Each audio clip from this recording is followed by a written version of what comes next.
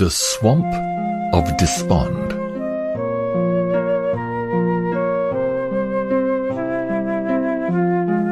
Now I saw in my dream that just as they ended this talk, they drew near to a very miry swamp which was in the midst of the plain, and they, not paying attention, fell suddenly into the bog. The name of the swamp was Despond. Here, therefore, they wallowed for a time, being greatly smeared with filth. Christian, because of the burden which was on his back, began to sink in the mire. Then Pliable cried out, "Ah, Christian, where are we now?" "Truly," said Christian, "I do not know." Being offended, Pliable angrily said to his companion, "Is this the happiness you told me of? If we have such trouble at our first setting out, what may we expect before our journey's end? If I can get out of here with my life, you can have your noble country without me." And with that, Pliable, after a desperate struggle, got out of the mire on that side of the swamp which was nearest to his own house. So away he went, and Christian saw him no more. So Christian was left in the swamp of despond alone, but he still struggled toward that side of the swamp which was furthest from his own house and closest to the narrow gate. But he could not get out, because of the heavy burden which was upon his back.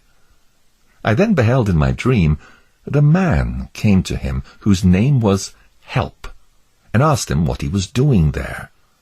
"Sir," Christian said, "I was told to go this way by a man named Evangelist, who directed me to yonder narrow gate, that I might escape the wrath to come, and as I was going, I fell into this swamp." "But why did you not look for the steps?" asked Help. "As I was hurrying along, I fell in," replied Christian. "Then," said Help, "give me your hand." So Christian reached out his hand, and Help drew him out of the mire, set him upon solid ground, and bid him to continue on his way. Then Christian turned to Help and said, "Sir, why is it, since the way from the city of destruction to yond narrow gate is over this swamp, that this bog is not mended, so that poor pilgrims might travel there more safely?" Help then explained to Christian, "This miry swamp is a place which cannot be mended. It is the pit where the scum and filth which attend conviction for sin continually runs, and therefore it's called the Swamp of Despond. For as the sinner is awakened about his lost condition, there arises in his soul many fears and doubts and discouragements, which all settle in this place. This is the reason why the swamp remains so foul. It's not the pleasure of the king that this place should remain so bad. His labourers have long been, by the directions of his majesty, employed to mend this patch of ground. Yes, and to my knowledge millions of wholesome instructions have, at all seasons, been brought from everywhere in the king's dominions to help mend it. These are the best materials to make this place into solid ground, if it could have been mended. But it remains the Swamp of Despond still, and so will it ever remain, even when they've done all that can be done. True, there are, by the direction of the lawgiver, certain good and sturdy steps placed through the very midst of this swamp. But at such times this place spews out so much of its filth that these steps are hardly seen. Or if they are seen, men may become dizzy, miss the steps, and fall into the mire. Now I saw in my dream that by this time Pliable had reached home, and his neighbours came to visit him. Some of them called him a wise man for coming back, and some called him a fool for attempting such a hazardous journey. Others mocked him for his cowardliness, saying, Surely, since you began the venture, you should not have been so weak as to have given up because of a few difficulties." So Pliable was ashamed and began to sneak around among them. But eventually he gained more courage, and his neighbors then began to ridicule him behind his back.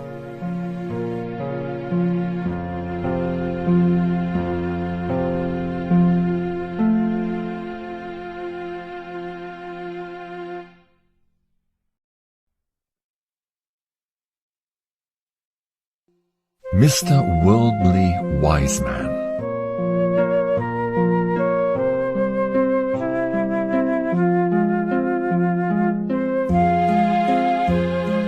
Now as Christian was walking by himself, he spotted someone afar off travelling over the field, and they happened to meet just as they were crossing each other's path. The gentleman's name was Mr. Worldly Wise Man. He dwelt in the town of Carnal Policy, a very large town close by the city of destruction from whence Christian came. This man, meeting with Christian, had some knowledge of him, for Christian's leaving the city of destruction was much talked about, not only where he had lived, but also it was the talk of the town in other places. Mr. Worldly Wise Man, therefore, beholding Christian's difficult journey, and observing his sighs and groans and the like, began to enter into conversation with Christian. "Say there, friend, where are you going in this burdened manner?" asked Worldly Wise Man. "A burdened manner indeed, I think, as any poor creature ever had," replied Christian. "And since you ask me where I'm going, I'll tell you. Sir, I'm going to yonder narrow gate which is ahead of me. There, I'm informed, I shall be instructed how to be rid of my heavy burden." "Have you a wife and children?" asked Worldly Wise Man. "Yes," replied Christian, "but I'm so weighed down with this burden on my back that I cannot take pleasure in them as I once did. In fact, it's now as though I had no family at all." "If I give you counsel, will you take my advice?" asked Worldly Wise Man. "If it's good counsel, I will," replied Christian, "for I'm in need of good advice." "I would advise you, then," responded Worldly Wise Man, "that you rid yourself of that burden on your back as quick as possible, for you can never have happiness or peace of mind until you do." "That is what I'm seeking for," answered Christian. "I desperately want to be rid of this heavy burden, but I cannot get it off myself, nor is there any man in our country who can remove it from my shoulders. Therefore, I'm going this way, as I told you, that I may be rid of my burden." "Who told you that this was the way to rid you of your burden?" replied Worldly Wise Man. "A man who appeared to be a very noble and honourable person," answered Christian. "His name, as I remember, is Evangelist." "I curse him for that counsel," snarled Worldly Wise Man. "There's not a more dangerous and troublesome way in all the world. You shall find this out for yourself if you follow his advice. I see that you've met with trouble already, for I see that the mire from the swamp of despond is upon you. That swamp is just the beginning of the sorrows which attend those who continue in that dangerous way. Listen to me, for I'm older than you. On that narrow way you're sure to meet with weariness, pain, hunger, peril, sword, lions, dragons, darkness, and what not. In a word, you'll meet with death. These things are certainly true, having been confirmed by many testimonies. And why should you so carelessly cast yourself away by giving heed to a stranger?" "Why, sir," answered Christian, "this burden upon my back is more dreadful to me than all the things which you have mentioned. Indeed, I don't care what danger I meet with along the way, as long as I get deliverance from my burden." "How did you get your burden in the first place?" questioned Worldly Wise Man. "By reading this book in my hand," answered Christian. "I thought so," snapped Worldly Wise Man. and it happened unto you as to other weak men, who, meddling with things too high for them, do suddenly fall into the same bewilderment that you now suffer. In this perplexing state they undertake dangerous ventures to obtain they know not what. I know what I want to obtain, asserted Christian. Ease from my heavy burden. Then why do you seek for ease in this perilous way? Asked Worldly Wiseman, seeing that so many dangers attend it. Especially since, had you the sense to listen to me, I could direct you how to obtain what you desire without all these dangers. Yes, and with my remedy you shall gain much safety, friendship, and happiness. In the town of Morality there are many vacant houses, one of which you may have at a reasonable rate. It's inexpensive to live there, and all the neighbors are honest and fashionable. To be sure, this will make your life more happy.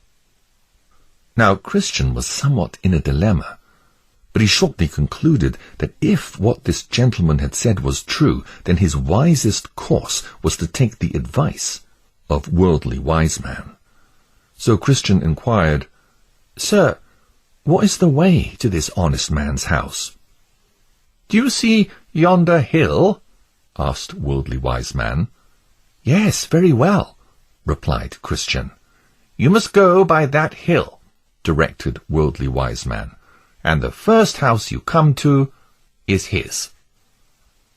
So I saw in my dream that Christian turned out of the narrow way. Therefore he stood still, and did not know what to do. His burden now seemed heavier to him than when he was in the narrow way. He was so frightened that he trembled with fear. He now began to be very sorry that he had taken Worldly Wiseman's counsel. Just then he saw Evangelist coming to meet him, at whose sight he began to blush with shame. So Evangelist drew nearer and nearer, and coming up to Christian, he gazed upon him with a solemn countenance, and thus began to address Christian. "What are you doing here, Christian?" asked Evangelist. Christian did not know what to answer, and stood speechless before him. Then Evangelist continued, "Are you not the man that I found weeping outside the city of destruction?" "Yes, kind sir, I am the man," replied Christian. "Did I not direct you to the way which leads to yonder narrow gate?" questioned Evangelist. "Yes, dear sir," Christian said. "Why is it, then, that you have so quickly turned aside?" asked Evangelist, "for you've now gone out of the narrow way." Then Christian explained, "Soon after I'd gotten over the swamp of despond, I met a gentleman who persuaded me that in the village of Morality I would find a man who could take off my burden." "Then," said Evangelist, "stand still a little, that I may show you the words of God." So Christian stood, trembling. Then Evangelist began, "See that you do not refuse to listen to the one who speaks from heaven. The just shall live by faith, but if any man draws back, I'll not be pleased with him. Christian, you are the man who is running into this misery. You have begun to reject the counsel of the Most High God, and to draw back from the way of peace, even to the hazard of your soul's perdition." Then Christian fell down at his feet as dead, crying, "Woe is me, for I am undone." Then Evangelist proceeded, saying, "Give more earnest attention to the things I shall tell you. I'll now show you who deluded you, and to whom he sent you. The man whom you met is one named Mr. Worldly Wiseman, and he is rightly called, partly because he delights in worldly thinking, and partly because he loves worldly teaching, for it saves him from the doctrine of the cross of Christ. Therefore he always goes to the town of Morality to church, and because he is of this worldly temper, he seeks to oppose the way of the cross,